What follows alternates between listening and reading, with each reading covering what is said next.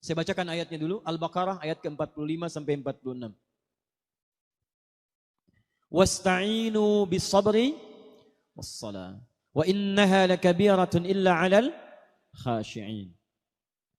Dan jika Anda punya persoalan, jika Anda punya permintaan, maka mintakanlah pertolongannya kepada Allah. Sabar dengan sabar. Jadi kalau sedang punya masalah, kata Allah jangan mengeluh. Awas, hati-hati. Kalau diturunkan masalah, kita mendapatkan ujian, maka kalimat Qur'annya jangan mengeluh. Tidak ada satupun ayat Qur'an memerintahkan kita mengeluh.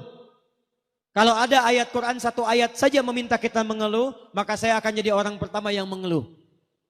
Kata Quran, kalau Anda sedang punya masalah, sabar. Terima dulu. Karena Allah tidak mungkin menitipkan ujian kecuali kita sanggup menjalaninya. Rumusnya Quran surah kedua Al-Baqarah ayat 286.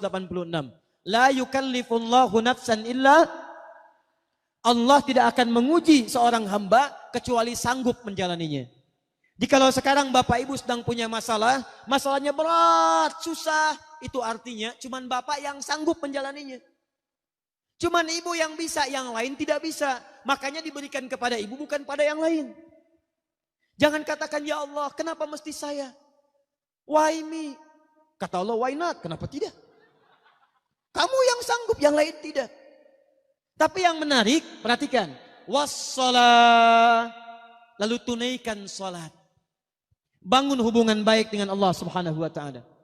Wa innaha lakabiratun illa 'alal khashiin. Dan sungguh salat itu tidak mudah dikerjakan kecuali bagi orang khusyuk. Yang paling menarik, setelah dia selesai salat, buka Quran surah keempat ayat 103. Perhatikan kalimatnya. Fa idza qadaitumus salata. Maka jika orang telah selesai mengerjakan salat. Apa ciri salatnya berhasil? Bukan sekedar dia menunaikan salam. Lihat sini. Assalamualaikum warahmatullahi. Assalamualaikum warahmatullahi. Kata Quran, tidak cukup salamnya disebut sebagai salat yang berhasil. Ciri orang yang berhasil salatnya, teruskan ayatnya. Fadhkurullaha. Maka orang salat yang salatnya tuntas dikerjakan dengan benar, salatnya bisa mengingatkan dia dengan Allah Subhanahu wa taala. Jadi kata Quran, kalau orang benar salatnya, selesai salat dia ingat Allah. Saya ulang, selesai salat dia ingat Allah. Qiyaman, saat berdiri ingat Allah. Wa qu'udan, duduk ingat Allah. Wa ala junubikum, berbaring ingat Allah. Sedangkan kaidah mengatakan, kaidah al-qaidatu taqul, orang yang ingat Allah, alladzi yadhkurullaha fi hayati, orang-orang yang selalu ingat Allah dalam kehidupannya, itu mustahil akan menyimpang dari hukum-hukum Allah. Lihat, orang sholat dekat dengan Allah. Selesai sholat, ingat Allah. Kaidah mengatakan orang yang ingat Allah mustahil akan menyimpang dari hukum Allah. Sedangkan hukum Allah mengatakan setiap orang yang dekat dengan Allah pasti jadi orang baik. Lihat sini, orang yang dekat dengan Allah karena Allah sifatnya baik, hukumnya baik, maka orang-orang yang ingat Allah pasti mustahil akan tidak memiliki nilai-nilai kebaikan.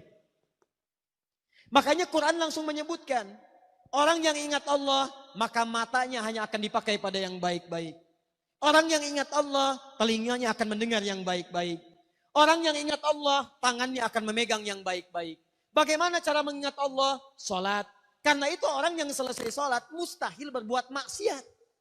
Otomatis orang yang salat itu akan selalu berperilaku baik dalam kehidupannya.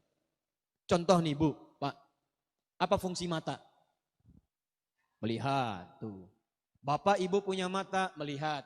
Kambing pun punya mata, kambing melihat. Sekarang apa bedanya mata orang rengat dengan mata kambing rengat? Kalau cuma melihat, kambing pun melihat. Kalau cuma melihat, elang pun melihat. Tuh lihat elang naik sampai Gunung Karang. Naik sampai ke awan. Anak ayam kelihatan. Ayam Bapak Ibu diambil elang, dari atas kelihatan. Orang menes naik pesawat, ngelihat anak sendiri nggak kelihatan.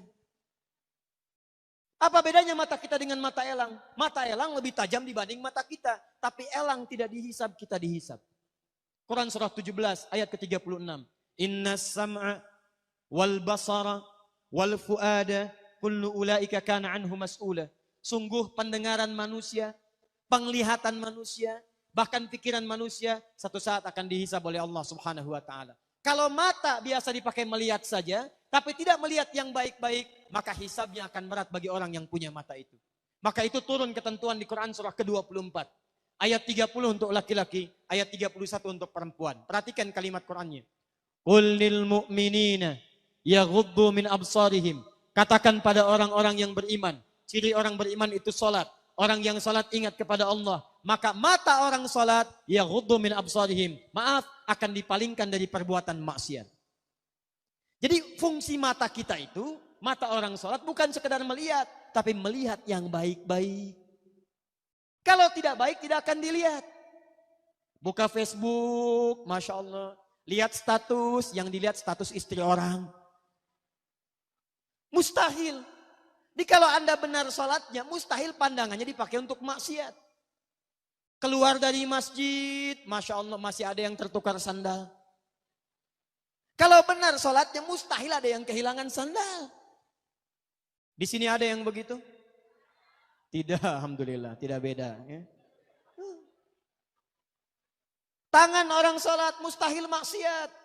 Datang ke kantor, ditawari disogok, gak akan diterima.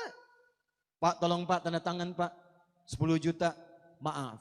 Ini jari tahiyat, tidak akan pernah dipakai maksiat. Sholat. Naik Pak, 100 juta, sebentar, istikharah dulu ya. Bisa.